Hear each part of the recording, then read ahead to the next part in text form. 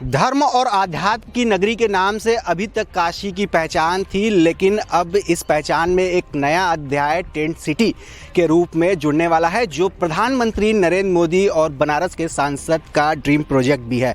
इस समय काशी विश्वनाथ के परिसर, विश्वनाथ धाम के ठीक दूसरी तरफ हम गंगा घाट के दूसरे कोने में दूसरी तरफ मौजूद हैं और देख सकते हैं यहाँ पर जो लघु काशी को निर्मित किया जा रहा है, लघु काशी को बनाया जा रहा है और इसमें मुख्य रूप से टेंट की भूमिका होने वाली है और पूरी की पूरी काशी के रंग को इसमें सजोने की कोशिश की जाएगी। लगभग 280 टेंट लग्जरियस सुविधाओं के साथ यहाँ पर लोगों के लिए तैयार किए जा रहे हैं, जिसमें काशी के कल्चर और सात्विक चीज़ों का भी ख्याल रखा जाएगा और यह सुविधा जल्द से जल्द लोगों को मिलने वाली है नए साल के सौगात के तौर पर। और इस समय इस काम को कराने वाले हमारे साथ वीडीए के वाराणसी विकास प्राधिकरण के टाउन प्लानर मनोज जी हैं। इनसे जानते हैं ज़्यादा कुछ इसके बारे में। मनोज जी, पहले ये बताइए कि इसकी शुरुआत कैसे हुई और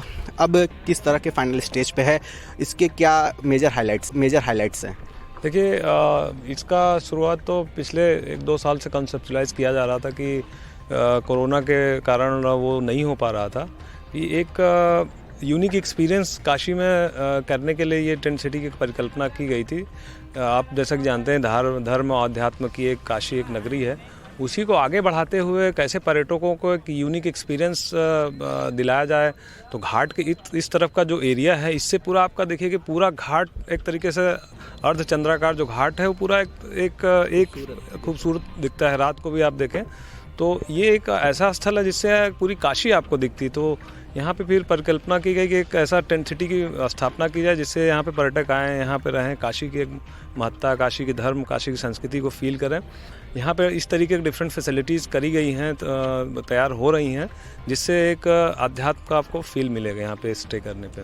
अध्यात्म के फील के साथ साथ क्या क्या सुविधाएं हैं, कितने टेंट्स हैं, कितनी कैटेगरी है और कब तक इसका फ़ायदा 9 वर्ष में लोगों को मिलना शुरू हो जाएगा? देखिए, अध्यात्म के साथ साथ इसको मॉडर्न फैसिलिटीज़ भी हम लोग तैयार करा रहे हैं, जिसमें conferences, banquet halls, restaurants, library, gymnasium, रहने के कॉटेजेस, ये सारी फैसिलिटीज़ रहेंगी कि जैसे किसी भी डिपार्टमेंट या किसी भी बड़े बड़े आजकल कॉन्फ्रेंसेस होते रहते हैं, तो उस तरीके के जो हमारा करीब 1100-1200 कैपेसिटी के यहाँ कॉन्फ्रेंस हॉल बन रहा है। कई सारे मल्टी कुजिन रेस्टोरेंट्स होंगे और कॉटेजेस होंगे, जिम्नेजियम, लाइब्रेरी और कुछ वाटर स्पोर्ट्स भी इसमें बाद में ऐड किया जाएगा। तो इस तरीके की फैसिलिटीज़ यहाँ पे क्रिएट की जा रही हैं आपके जो एकोमोडेशन, टेंटेड एकोमोडेशन के अलावा। कब तक ये सुविधाएं मिल पाएंगी? और क्या एक सवाल ये है कि जब ये इतना हाई फाई और लग्जरियस बन रहा है तो क्या आम लोगों की पहुंच में भी ये होगा? देखिए, ऐसा है कि ये लगभग जनवरी के प्रथम या द्वितीय सप्ताह से ऑपरेशनल हो जाएगा, जो हम लोग का अभी टारगेट है। और जहाँ तक आप लग्जरियस या हाई फाई की करें तो ये एक तरीके से एक यूनिक फैसिलिटी के रूप में है। और ये क्योंकि ये जो परियोजना है पीपीपी मॉडल पे है, गवर्नमेंट का इसमें इन्वेस्टमेंट नहीं हो रहा है, ये प्राइवेट कंपनीज, हम लोगों ने लाइसेंस दिया हुआ है, प्राइवेट कंपनीज द्वारा जो लगाया जा रहा है। तो ये बेसिकली मार्केट बेस पे है, मार्केट डिमांड पे। जब डिमांड कम होगी तो इसका प्राइसेस कम भी होंगे, ऐसा नहीं है। बट ये है कि मार्केट के आधार पे ये रन करेगा, जो मार्केट फोर्सेस हैं। और ये हम लोग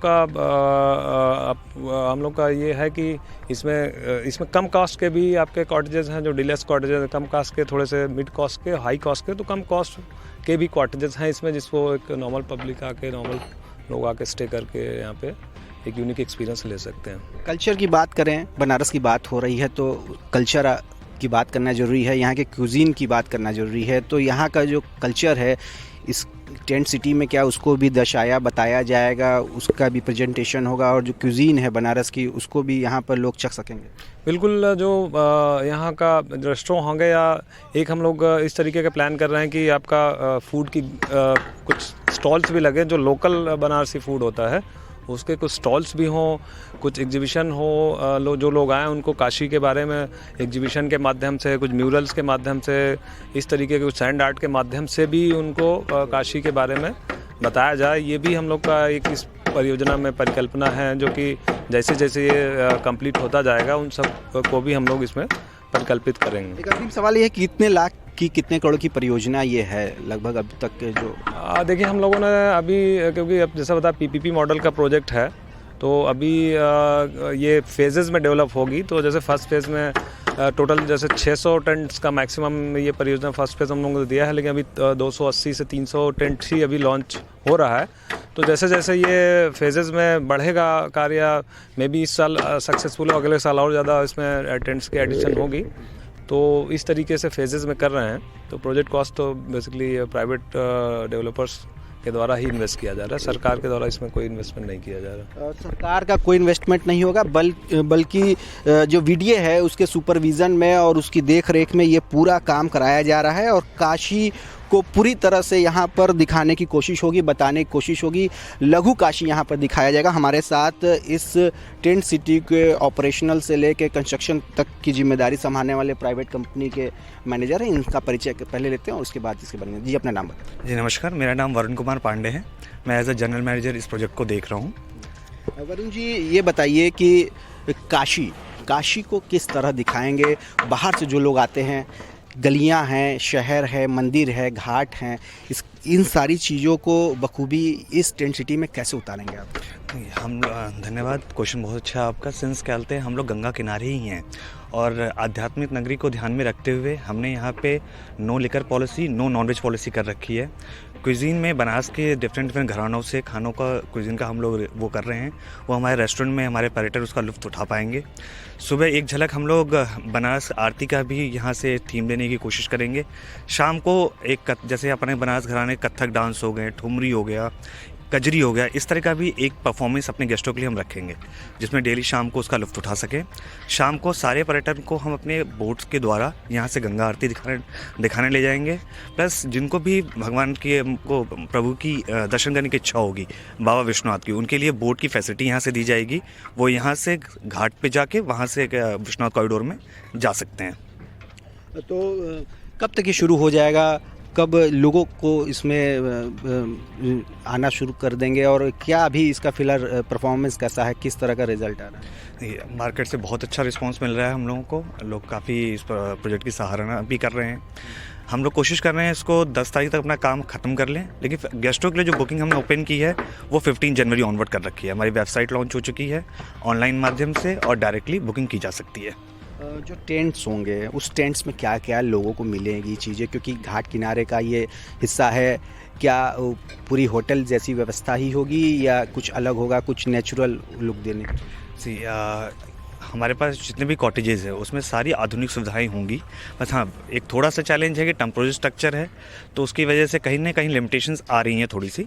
बट आधुनिक सारी सुविधाएं मिलेंगी, जैसे कि आपका सेफ्टी लॉकर्स हो गया, टीवी स्क्रीन्स हो गए, प्रॉपर बेड हो गया, एक वेस्टर्न मॉडलर टॉयलेट्स हो गए। इस तरह की सारी सुविधाओं का ख्याल रखा गया है। टेंट्स की कैटेगरीज अलग अलग हैं। सपोज जो हमारा फ्रंट टेंट है उनको गंगा दर्शन विला बोल रहे हैं।